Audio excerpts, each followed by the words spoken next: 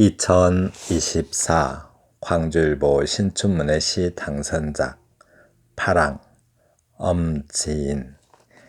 잔디를 깎습니다. 마당은 풀냄새로 비릿합니다. 우린 서로 피의 색깔이 달라 참 다행이지. 혈통이 아주 먼 사이라서. 머리카락을 자르고 잘린 끝을 만져보는데 아프지 않습니다. 심장과는 아주 먼 거리일까요? 손뼉으로 잴 수 있지만 누군가는 머리에서 심장까지 전력을 다해 뜁니다. 머리카락 입장에선 불행일지 모른다는 생각. 골목 밖에선 길냥이의 울음소리가 날카롭습니다. 고양이는 사람에게만 소리내 운다고 하는데 축축한 여기 그냥 좀 내버려 두라고. 배가 헐렁한 동물에게 보내는 우호적인 경고라고 생각. 다치지 않게 손을 칼로 조심히 군살을 깎지만 소스라칩니다. 가장자리에서 바깥으로 밀리지 않으려는 비명. TV에서는 기상캐스터의 주의보가 쾌속으로 지나갑니다. 암거북이들이 짝을 잃고 더운 바다를 피해 육지로 돌진합니다. 거울에 목을 비춰보니 빗물이 빗장뼈 안으로 고여 흘러듭니다. 쇠빙선 얼음을 부수고 지나가듯 물살이 온통 파랗습니다. 화면이 참 파랗죠. 여기가 율동공원, 율동저수지입니다. 율동공원에 사람들이 호수라고 부르는데 그냥 율동저수지입니다. 사실은 호수가 아니고 저수지인데 거기서 찍은 거예요. 2024년 광주일보 신춘문예 시 당선작 파랑 엄지인. 잔디를 깎습니다. 약간 환경시 같아요. 이렇게 잔디를 깎으면서 환경에 대한 명상을 한 듯 합니다. 잔디를 깎습니다. 마당은 풀냄새로 비릿합니다. 네, 풀냄새 참 좋죠. 풀냄새가 조금 비릿해요. 그래서 이제 풀비린내 같은 경우 이렇게 참 좋죠. 비린내 중에서 유일하게 좋은 냄새가 아마도 풀냄새가 아닐까 싶어요. 그런데 이제 잔디를 깎고 있어요. 우린 서로 피의 색깔이 달라. 피의 색깔이 다르다고 합니다. 피의 색깔. 무슨 말을 하려고 하는 아주 강한 느낌이 들죠. 일단 피가 들어가면 우리는 좀 감정이 격해지는 경향이 있죠. 그래서 우리는 푸른 잔디는 녹색의 풀을 가지고 있지만 인간은 저 붉은 피를 가지고 있죠. 그런데 그 다음에 뭐라고 말하냐면 참 다행이지. 혈통이 먼 사이라서 이렇게. 참 다행이지. 혈통이 먼 사이라서. 네, 혈통이 가까우면 다행이 아니고 불행인가 봐요. 그러니까 풀과 인간은 종족이 다르죠. 종족이 같으면 그렇게 풀을 깎듯이 막 깎을 수가 없겠죠. 풀을. 네, 종족이 다르니까 그렇게 막 깎아대면서 잔인한 짓을 하면서도 죄책감을 느끼지 않는다라고 말하는 것 같아요. 그래서 잔디를 막 함부로 깎죠. 그래서 이제 생명을 함부로 하면서도 그렇게 큰 죄책감을 느끼지 않는 것 같아요. 잔디를 깎는데 이제 머리카락 깎는 쪽으로 이렇게 이동을 해요. 이런 시 한번 흉내내 보세요. 계속 바뀌어 버립니다. 마치 다른 시로 이어지듯이. 근데 또 연도 이렇게 나누어져 있지 않고, 네, 한 연으로 이렇게 시 전체가 처리됐어요. 그래서 장면이 계속 바뀌고, 어찌 보면 파노라마처럼 이렇게 장면이 계속 변하는 것 것처럼 보이기도 하고, 또 어찌 보면 마치 그 그림 조각을, 다른 그림들을 막 붙여놓은 그림을 뭐라고 하죠.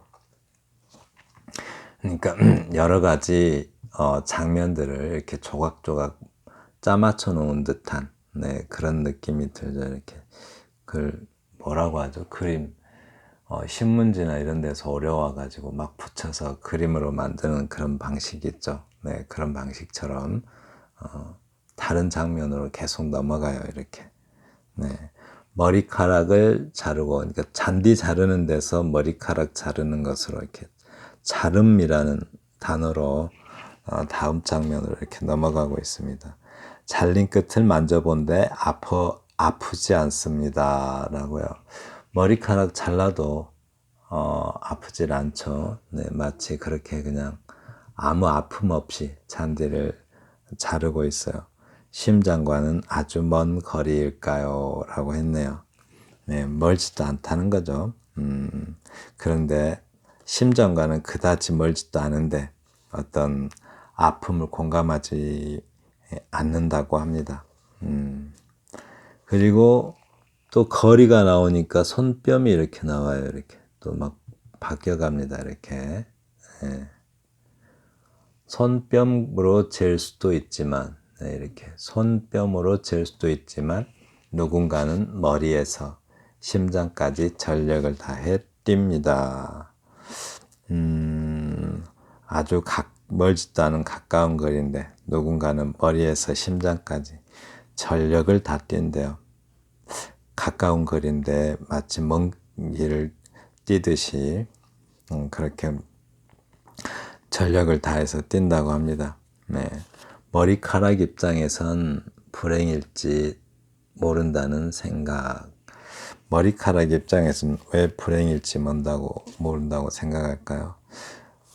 머리카락은 언제 잘려나갈지 모르죠. 길어지면 잘려나가고, 그러니까 언제 잘려나갈지도 모르는데 가장 먼 가장자리에 있죠. 네, 즉 언제 잘려나갈지도 모르는 그 위치에 존재해서 머리카락 입장에서는 불행일지도 모릅니다. 지금 화자는 잔디 깎고 있죠. 그런데 이런 생각들을 해보는 거예요. 이렇게. 네. 이게 누군가는 머리에서 심장까지 전력을 다해 뜁니다. 그 노래 있죠. 머리끝에서 발끝까지 핫 이슈 하고 이렇게. 네, 아주 뜨겁게 생각을 해요. 골목 밖에선 길냥이 울음소리가 날카롭습니다. 라고 표현을 해요. 고양이는 사람에게만 소리내 운다는데 축축한 여기 그냥 좀 내버려 두라고. 네. 진짜 고양이가 사람에게만 소리내서 우는 건 아니죠. 화자가 그렇게 생각하는 거예요. 이렇게. 왜냐하면 고양이는 지금 사람한테 할 말이 많아요. 이렇게. 축축한 여기 그냥 좀 내버려 두라고. 인간이 자연에 개입하면 자연은 불행해져요. 그래서 인간의 개입을 좀 메마르게 하지 좀 말고 이렇게 그냥 좀 두라고 합니다. 자연의 세계를. 인간은 자연을 자꾸 지배하려고 드니까 자연이 메마르는 거죠. 배가 헐렁한 동물에게 보내는 우호적인 경고라는 생각. 다치지 않게 손을 칼로 조심히 군사를 깎지만 소스라칩니다. 지금 화자 뭐 하고 있어요? 잔디 깎고 있어요. 네, 근데 이제 또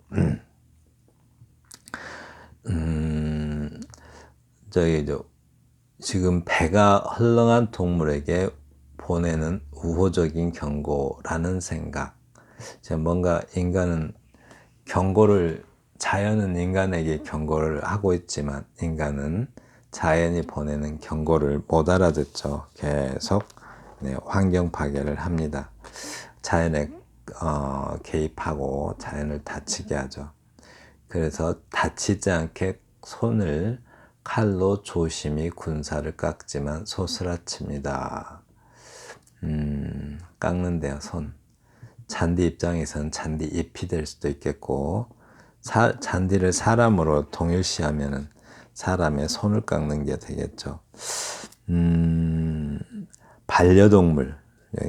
그러니까 인간은 자꾸 자연을 자기 곁에 지배하려고 들면서 자연을 자기 곁에 두려고 하죠. 특히 동물 같은 경우 반려동물이라는 이름으로 곁에 두려고 하는데, 반려동물을 인간의 곁에 두면 인간은 그것이 행복일지 모르지만 사실 반려동물, 동물에게는 그게 비극이죠. 예, 비극이에요. 이 반려동물을 인간이 사랑한다고 생각하지만 인간은 결코 반려동물을 가까이 두면서 반려동물을 사랑할 수 없습니다. 사랑하면 그렇게 가까이 두면 안 되죠.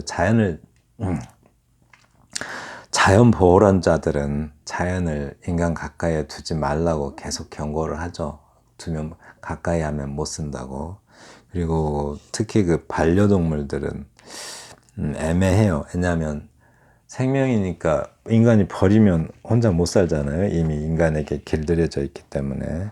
그래서 인간이 보살피긴 보살펴야 되는데 동물 입장에서 보면 비극이죠. 왜냐하면 음식이든 뭐든 잠자리든 한마디로 의식주를 인간에게 의지하면서 살아야 되죠. 스스로 음식을 사냥하는 능력을 잃어버려서 인간이 없으면 스스로 살아갈 수가 없는 어떤 비극적인 행복을 누리게 되죠. 또 반려동물에 대해서 개도 이성적으로 생각해야 될 것 같아요. 감정적으로 생각하면 개는 인간이 사랑하는 동물이고 개는 굉장히 보살핌의 대상이고 실제로 이미 태어난 동물들의 생명은 소중하니까 잘 보살펴야겠죠. 함부로 버리면은. 근데 이제 이성적으로 생각하면 개는 인간 다음으로 환경을 많이 파괴하는 동물입니다. 일단 폐기물을 굉장히 인간 다음으로 많이 배출을 해요. 그리고 또 개가 먹는 고기, 고기는 많은 그 고기를 생산하기 위해서 많은 어떤 산림이 파괴되고 그러죠. 물론 1등은 인간이죠. 인간이 그렇게 하는 겁니다. 그래서 개의 개체수가 너무 많으면 환경에도 굉장히 좋지 않습니다. 그래서 자연 보호론자들은 자연 동물을 인간이 가까이 해서는 안 된다라고 많이 해요. 그 개의 개체수도 더 이상 늘어나서는 안 된다라고 말을 해요. 근데 또 저도 말은 이렇게 하지만 막상 개를 보면 참 사랑스럽죠. 예쁘고. 그래서 개가 그러니까 그 개와 인간을 특별하게 생각하는 것은 인간의 생각이죠. 인간이 더 소중하고 뭐 토끼나 개미의 목숨보다 인간이 더 우위에 있다라는 생각은 인간의 생각이죠. 사실은 그냥 존재죠. 개미도 존재고 인간도 존재고 마찬가지로 반려동물들도 인간이 가까이 한 인간이 사랑하는 인간의 생각이지 객관적인 어떤 행위는 아니죠. 그래서 개를 키우는 사람은 개를 식용으로 해서는 안 된다라고 말하고 또 뭐죠? 그 다른 어떤 또 소도 또 키우는 소를 식용으로 해서는 안 된다라고 말하는 나라들도 많죠. 네. 근데 돼지는 어느 나라가 식용으로 못하게 하죠? 이슬람교인가요? 왜 못 먹게 해요? 돼지고기를? 안 먹죠, 그 사람들은. 신성시해서 안 먹는 게 아니라 더러워서 안 먹는데요. 이유가 조금 다른가 봐요. TV에서는 기상캐스터의 주의보가 쾌속으로 지나갑니다. 네. 주의보면 여기서는 아무래도 기후변화에 대한 경고겠죠. 그게 쾌속으로 지나간대요. 더 이상 인간에게 이제 시간이 없다고 말하는 거겠죠. 왜냐하면 지금 지구 위기의 지구의 어떤 기후 위기라고 하죠. 지금 시간이 없다고 해요. 예, 시간이 없는데 인간들은 그걸 잘 모르죠, 지금. 빨리 대책을 세우지 않으면 다음 세대들은 굉장히 힘들 거라고 해요. 온도가 몇 도만 올라가면 더 이상 우리가 인간이 알고 있는 우주의 수많은 별들 중에 생명이 있는 것은 지구가 유일하죠. 예, 지구가 유일한데 지구가 참 이상한 거죠. 우주의 입장에서 보면 지구만 생명을 가지고 있으니까.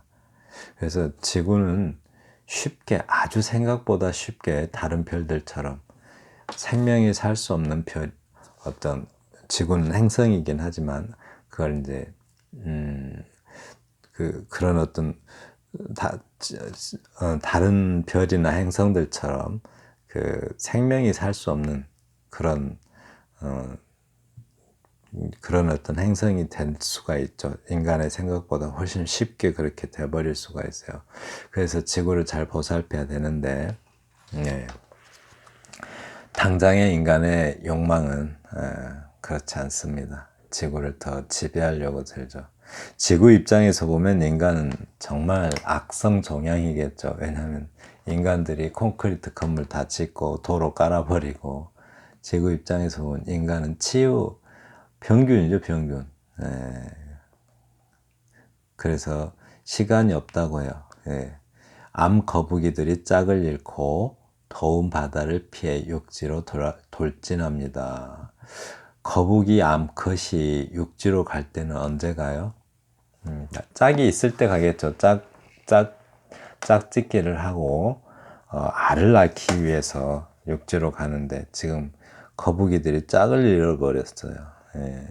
그리고 알을 낳기 위해서 육지로 돌진해 가는 게 아니라 더운 바다를 피해서 육지로 돌진해 간다라고 말합니다. 그러니까 이상 기후로 인해서 바다가 육지보다 더 뜨거워진다고 해요. 바다가 육지보다 뜨거울 리는 없죠. 뭐 그런 지역이 있는지는 모르겠습니다만, 네, 그런데 지금 바다가 점점점 뜨거워져서 지금 현재는 바다의 온도가 북극이나 남극의 얼음으로 좀 차갑게 유지가 되는데, 그게 다 녹아버리면 어마어마하게 녹고 있죠. 한반도에 몇 배씩 녹고 있는데, 그게 녹으면 이제 바다가 육지보다 더 뜨겁겠죠. 그때쯤 되면은 생명은 살 수가 없습니다. 네, 그때는 어떻게 통제가 안 돼요. 그냥 다른 별들처럼 뜨거워지는 거겠죠. 네, 그래서 거북이가 육지에 올 때는 알을 낳기 위해서 올라가야 되는데, 그러니까 생식 능력도 없이 육지에 오르고 있어요. 아마도 그래서 거북이는 종족을 유지하지 못할 것이다. 한마디로 멸종할 것이다 라고 말하는 듯해요. 네. 거울에 목을 비춰보니 빗물이 빗장뼈 안으로 고여 흘러넘칩니다 라고요. 참 비극적이죠. 네. 그러니까 지금 그냥 잔디를 깎는 어떤 그런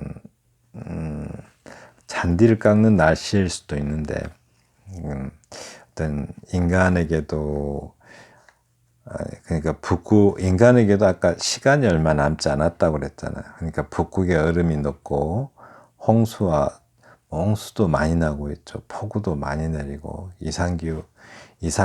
이상기후가 많이 발생하고 있는데, 인간의 세계도 물바다가 될 거라는 거죠. 한마디로 거울에 목을 비춰본다의 말은 인간을 이렇게 돌이켜 보면 인간도 그 시간이 얼마 안 남아서 그런 이상 기후의 고통을 겪게 될 것이다라고 말하는 것 같습니다. 네. 쇠빙선 얼음을 부수고 지나가듯 물살이 온통 팔았습니다. 이 표현 참 좋네요. 이렇게. 그죠? 쇠빙선 얼음을 부수고 지나가듯, 그냥 여러분 배를 타면 뒤로 가면은 배가 지나간 배가 지나간 그 흔적들이 쭉 마치 도로가 나듯이 물에 무늬가 생기죠. 이렇게 물거품으로 배가 지나가면 쭉 도로처럼 생기잖아요. 네, 쉐빙선도 얼음 깨고 이렇게 쭉 지나가면 거기에 도로가 생기죠. 도로처럼 물길이 생기죠. 쉐빙선이 지나가고 나면 뒤에 또 배들이 그 지나간 흔적으로 이렇게 배들이 다닐 수가 있는데, 물살은 온통 팔았습니다. 지금 화자는 뭐 하고 있어요? 잔디 깎고 있죠. 잔디 깎는 장면을 이렇게 표현한 듯해요. 물살이 온통 팔았습니다 하면 잔디 깎는 기계가 지나가고 나니까 세빙선 지나간 흔적처럼 그렇게 쭉 마치 넓은 어떤 띠 모양이 생기는 거죠. 거기에 물살이 온통 팔았습니다 라고 말하고 있어요. 이때 물살은 풀이겠죠. 풀. 지금까지 2024년 광주일보 신춘문예 시 당선작 파랑 엄진 시인의 시를 함께 감상하였습니다. 감사합니다.